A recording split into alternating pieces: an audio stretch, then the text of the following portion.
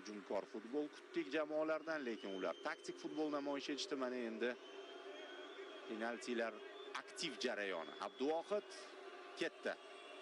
Birinchi zarbani qaytar va omad bilan boshlaylik.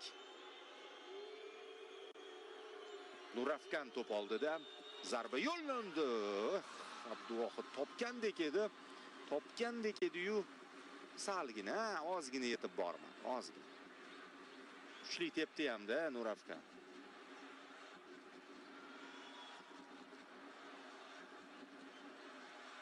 Mana ozgina santimetrlar yetmadi.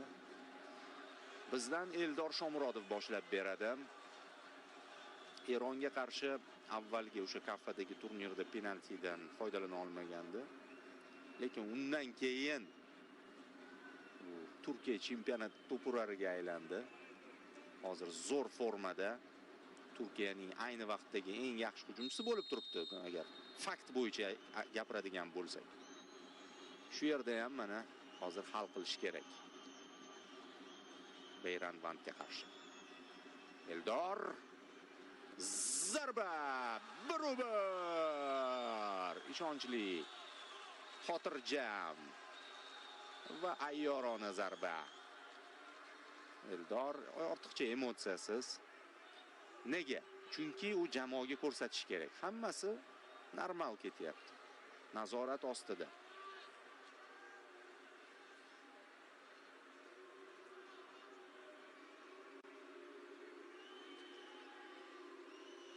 Abduvohidning navbati ishga kirishishga va Eron tomonidan Muhammad G'orbani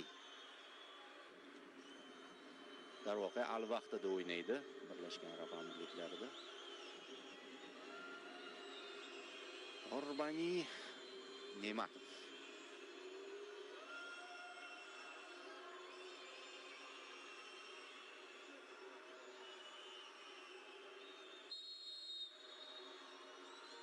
Hop.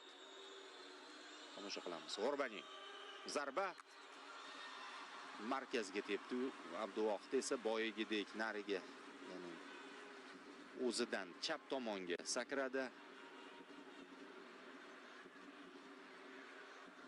Sakrab bo'lgan edi hamki ko'rdi markazga to'p kelayotgan. Lekin kechadi. Hop, Jamshid Iskandar, bu standartlar ijrochisi. Odatda shu klubda terma jamoada maydonga tushganda ham standartlarni ijro etadi. Menimcha u ham ishonchli tepa olishi kerak. Chalg'ityapti Beyranvand. Qarama unga Jamshid. Ruxsat berildi. Zarba. Iskandarov ham markazga ketdi. U ham markazga ketdi. G'orbaniga o'xshab va qizig'i Beyranvand ham sakradi o'sha tomonga, lekin oyog'i qolib ketdi. Shu oyog'i bilan qaytadi. Mana sakrab bo'ldi hamki oyoq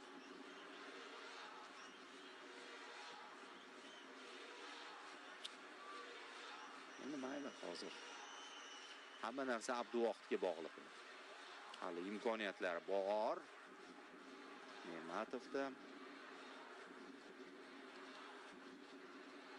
Mahdi Abduvohid qutqarasan. Qutqaradigan joyi. Zarba yaxshi. Ne'matov qutqarasan dedik, qutqardi. Bunday gapga kiradigan yigit. Qiyin vaziyatda sahnaga chiqdi. Juda ham zo'r. Pastki burchakdan olib chiqdi. Abdulla Abdullayev, himoyachi. Shu boy qizilli epizodda qatnashdi-yu, bu unutilishi kerak. Mana hozir yaxshi tepib bersa bo'ldi, unutamiz. Ruxsat bor. Abdullayev juda ham ishonch bilan tepyapti, pastki burchakka yumalatib. Taxminan Eldorga o'xsha, faqat bu tarafga. Nariga burchakka, pastki burchakka. Beyrand Vand chalg'itishga maksimum harakat qilyapti har gal. Shunga qaramasdan turib tepdi.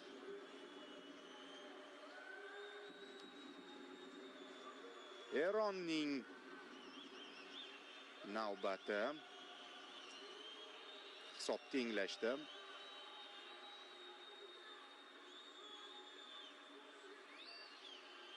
To'p oldida Majid Husayn. Bu ham Turkiyada o'ynaydi, Kayserisporda.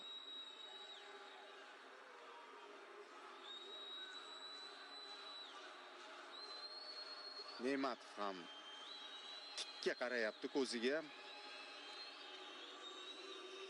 Ruhan u ham bosim qilmoqchi Majidga. Mana yana bittami? Yana bitta bo'ldi. Zarba yo'q. Bu safar topa olmadi Ne'matov.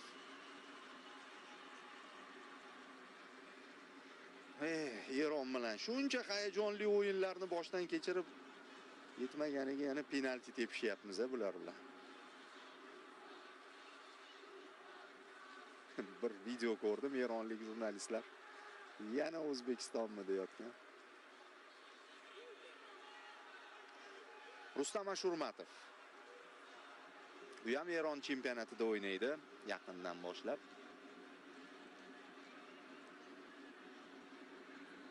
Istiqlol.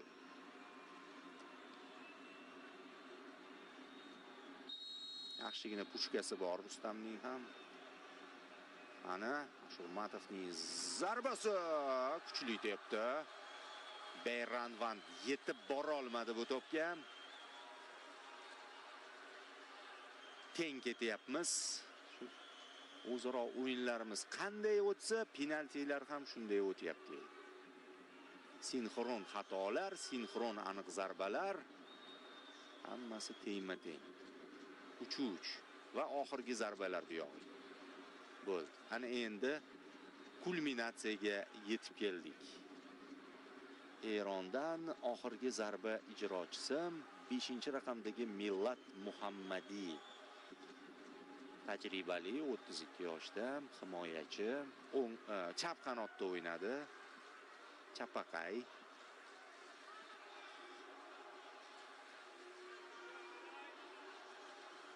Mabodoga ma'lumot o'rnida.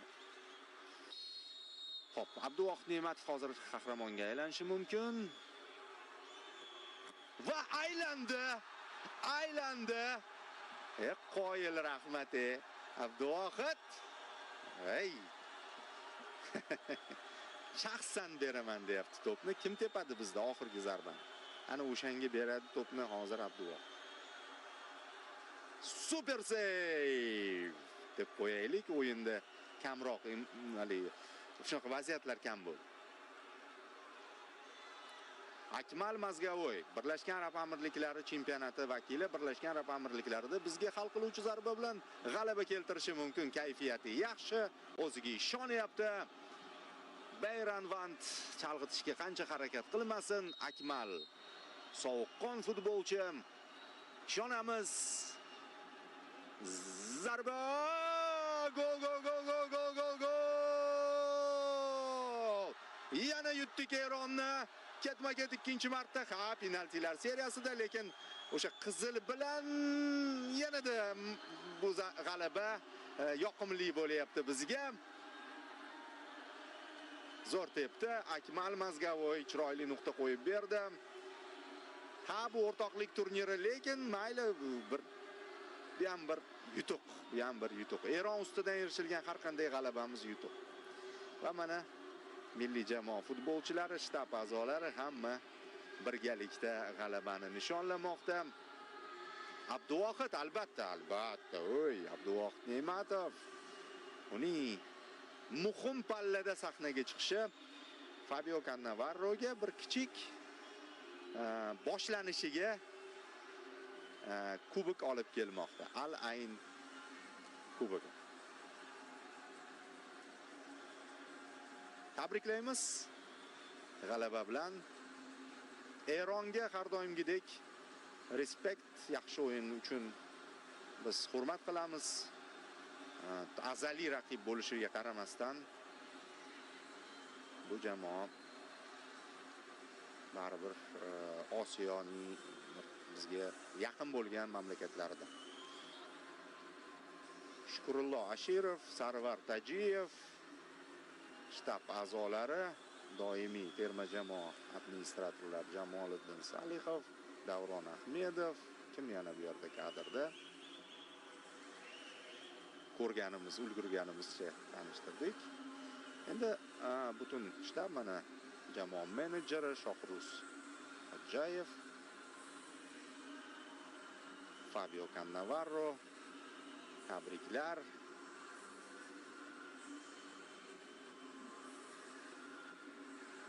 Yaxshi, bu turnirda O'zbekiston menimcha yorqin o'yin ko'rsatdi. To'g'ri, endi Eron bilan taktik futbol, lekin Eron bilan boshqacha. O'zi reportaj davomida aytdim-ku, Misr bizga qulayroq